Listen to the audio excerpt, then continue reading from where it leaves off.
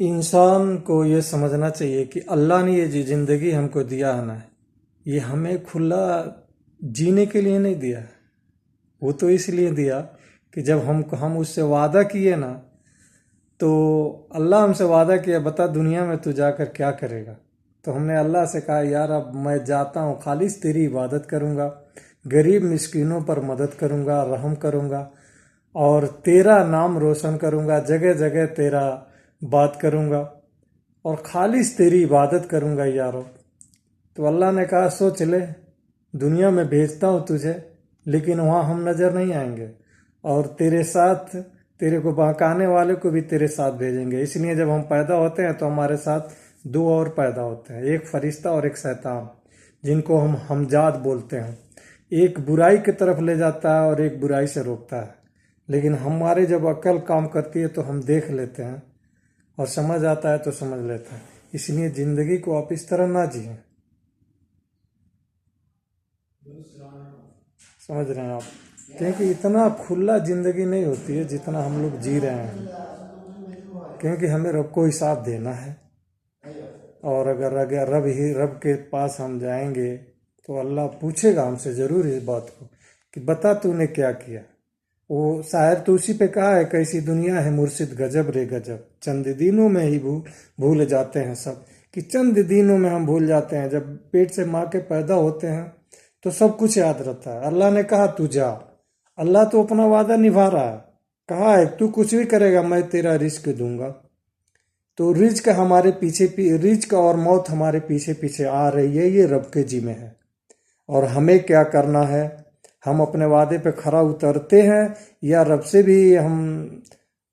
रब के साथ भी हम चुगली करते हैं या उसका वादा भूल जाते हैं। ये सबसे बड़ी बात है भाई।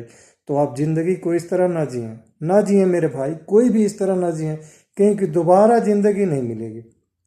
वो नहीं कहा जब फिर पछताए होत का, जब चिड़िया चुग गई खेत, जवानी दोबारा नहीं मिलेगी।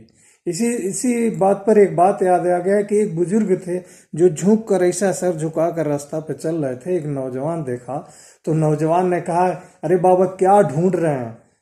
तो बाबा ने कुछ नहीं बोला। बाबा तो फिर बोला, बाबा क्या ढूंढ रहे हो आप।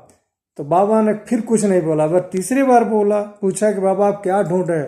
तो बोला, बेटा मैं जवानी ढूंढ रहा हूँ यार, पता नहीं कहाँ खो गए। तो उस नौजवान ने कहा, बाबा फिर दोबारा नहीं मिलेगा, जवानी गई।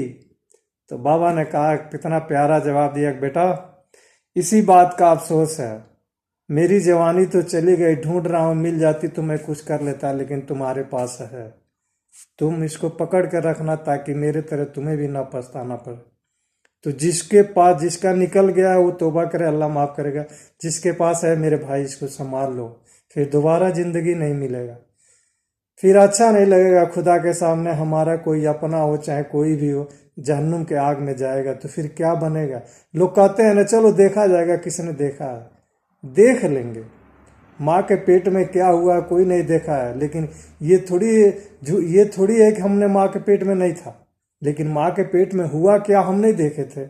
एक एक बात माँ के पेट की हमको याद नहीं है, लेकिन ये नहीं है कि हम माँ के पेट में नहीं थे या माँ के पेट से बाहर नहीं आए।